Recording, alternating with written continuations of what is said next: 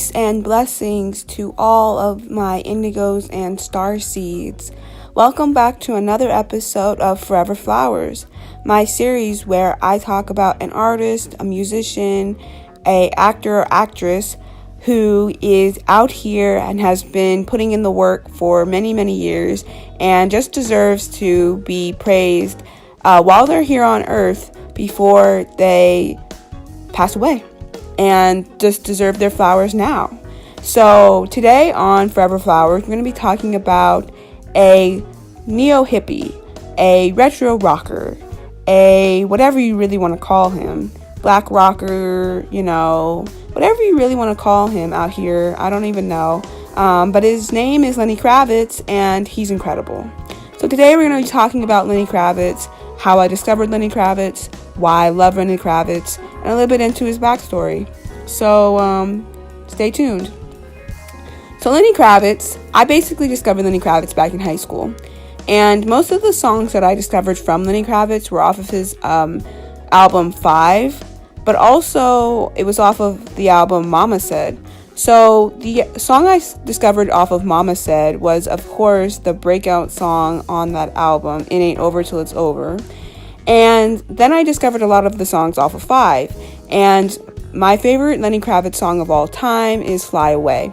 And that's just the song. It's my song. It's my literal everything. And another song that I really love from 5 is I really love his song that was dedicated to his mother as well. And I just really appreciate Lenny Kravitz's music, and I was really glad that in high school I was able to get into him, even if it was only a few singles here and there. It wouldn't take me until I was in my 20s that I would start to discover more of Lenny Kravitz. His album Black and White America came out in like 2011, I think. It was an incredible album, and it has a lot of my favorite songs from Lenny Kravitz on there as well. And I just really love Lenny Kravitz and what he's been able to do with his career over the past 30 years. And so I'm just really proud of him and his legacy, and I'm here to give him his flowers. So recently I have actually been rediscovering Lenny Kravitz. Like I said, growing up, I only knew a few singles from a few albums here and there, but I wasn't really into Lenny Kravitz in the way that most people were back in the day. And so lately I've been going back and listening to his albums, like album by album, and I really have been getting into his very first album called Let Love Rule. And if you know me at all, you know that I'm this hippie chick who is very much an idealist who loves peace and love and all of these merriment and take care of the earth and all of these things. You know the gist. And I really took a liking to Let Love Rule as an album, and definitely the anthem of the song of the album Let Love Rule was Let Love Rule, the song. And it's an incredible, empowering, very moving anthem that basically says we need to let love rule, that love is the answer, and that love should be how we fight basically everything in this world, which I've always believed in, that love should be the way that we fight any injustice in this world. We have to do it through love. We have to do it through peace. If we don't do it through that way, then there's really just fighting fire with fire, and there's no point in that. So I really appreciated the fact that Let Love Rule was a very idealistic kind of neo-hippie type album. It was very organic with a lot of the instrumentation. I loved Lenny's voice back then. I think he was in his mid to late 20s maybe, or early to mid 20s, I don't know, but he was in his 20s, and at the time of recording Let Love Rule, he was in this loving bliss.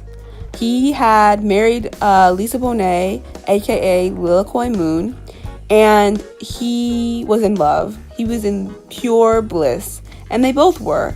And they lived in this apartment, and they were just living this beautiful hippie lifestyle. And I was here for it, Personally, I wish I had lived through that time period. But Lisa Bonet and Lenny Kravitz whole relationship from back then is basically something that I look up to high key, because I hope to one day find my Lenny Kravitz and make this real hippy dippy type relationship in life together, because I really thought that they had this beautiful thing going on, and it birthed a beautiful baby named Zoe Kravitz. Now, did Lisa and Lenny's relationship last the test of time? No, but we will always have that time period, and Let Love Rule is really a testament to the love that Lenny and Lisa will always have together, whether they're in a relationship or just the love that they have as brother and sister. They are important, and that love is really important, and I'm just really glad that Lisa and Lenny have been able to put all of that behind them and be the brother and sister that they once were before they even got married and before they even became a relationship. They were a kindred spirits, and I really believe that with both of them. Lenny Kravitz has had many different types of albums over the years.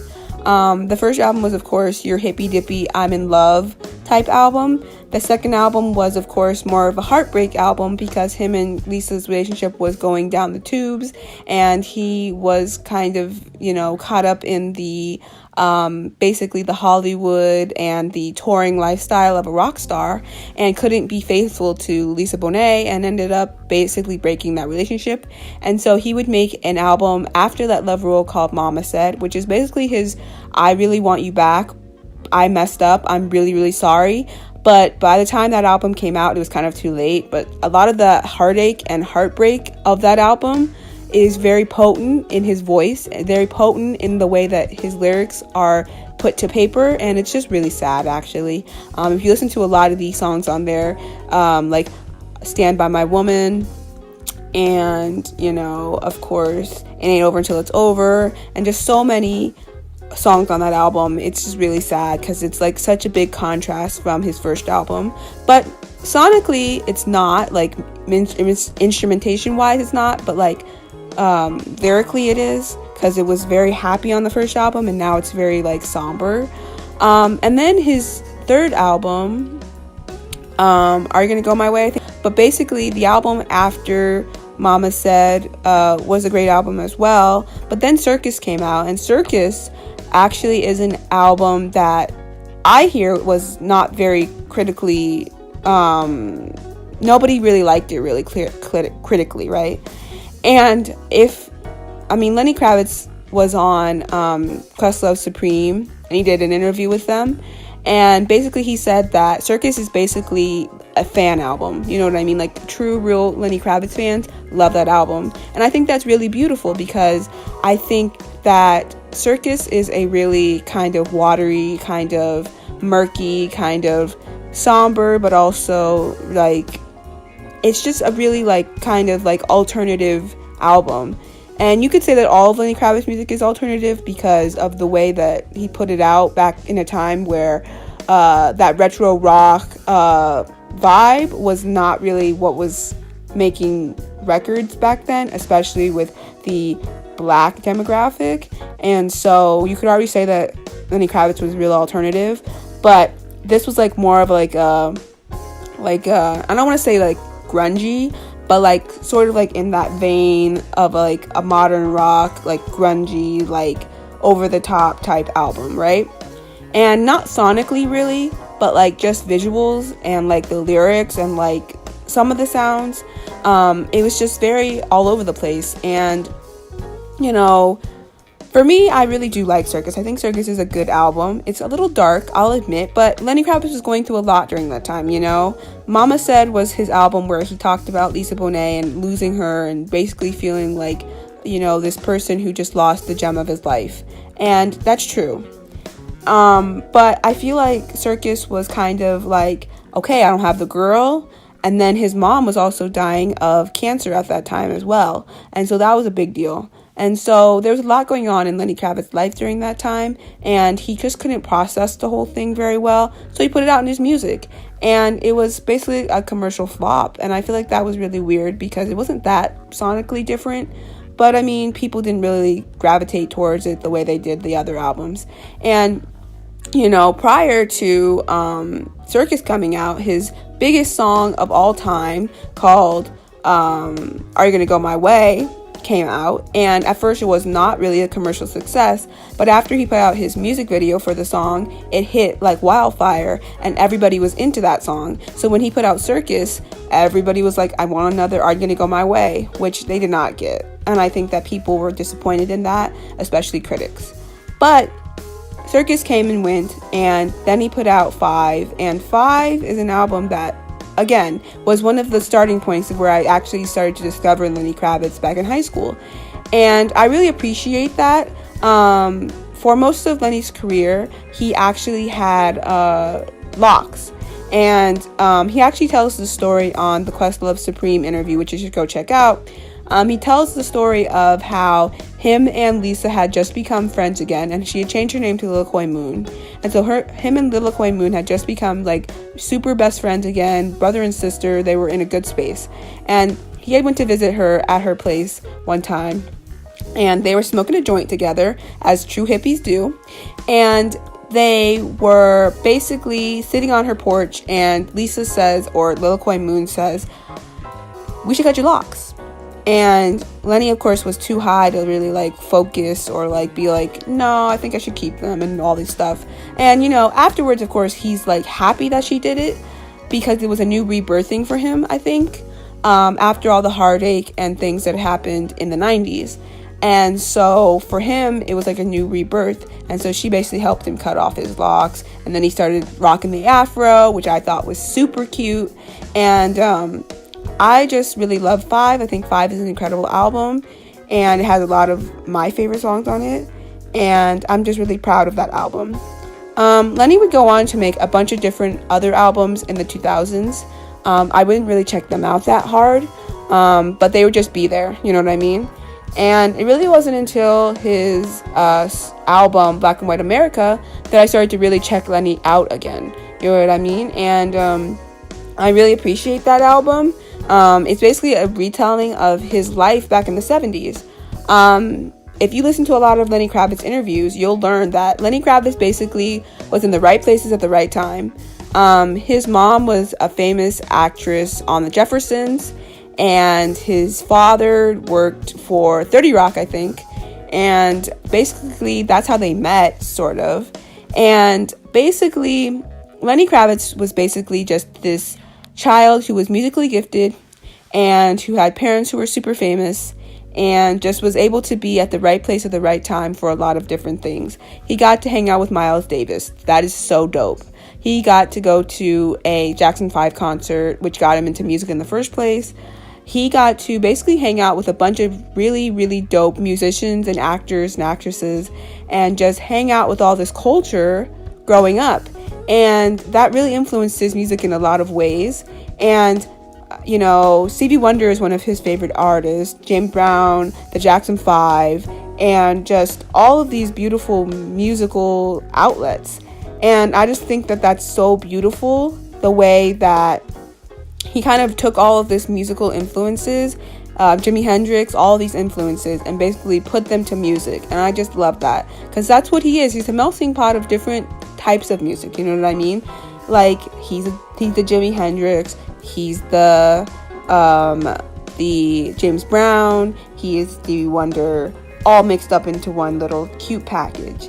And, you know, when his first album came out, Let Love Rule, a lot of people were comparing him to John Lennon and Yoko Ono and the Plastic Ono Band. And, you know, Lenny Kravitz had never listened to that. He knew about the Beatles, but he didn't really know about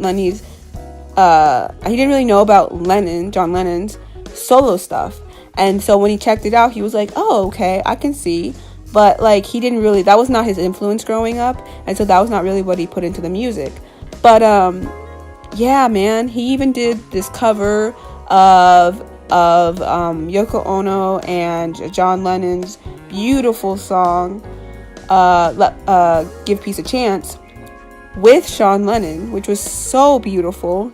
And it was just a beautiful, beautiful, beautiful ride that Lenny has brought us into. And something I've really loved about Lenny Kravitz throughout the years, basically, is that he's always had this beautiful, positive message about peace, love, raise vibrations and fight the power and talking about the injustices in this world and doing it all through love, doing it all through hope, doing it all through peace. And I just love that about him. He truly is a hippie, neo-hippie type dude, and I just love it.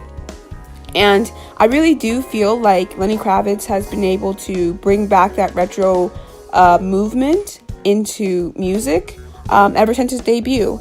And he's been able to bring back black rockers in music ever since his debut. And I just feel like that's really important, you know what I mean? And I just feel like that's really beautiful that he's been able to bring back kind of like black rock into the mainstream, because it was kind of dormant for a minute there. And now, there are more black rockers out here than ever, There's Gary Clark Jr. and so many others. And I'm just so glad for the music that Lenny Kravitz makes, for the statements that he makes in his music. And he still looks like he's like a teenager. He's incredible, and I love it. And I'm so blessed for the fact that he was able to fall in love with Lisa Bonet, aka Lilikoi Moon, and make Zoe Kravitz, and just be an incredible father, and just be this incredible guy who is just making music for the people. And I just appreciate that so much about Lenny Kravitz. So this was just my Forever Flowers on Lenny Kravitz.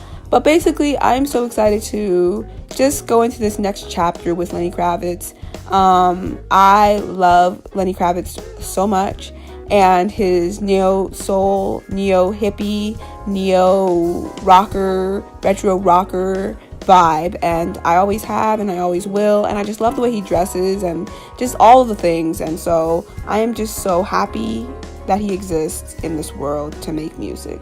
So here's to another 30 years, Lenny Kravitz, and keep rocking on, man. Keep rocking on. Keep letting love rule, because we need it right now more than ever. Let love rule. Let love rule.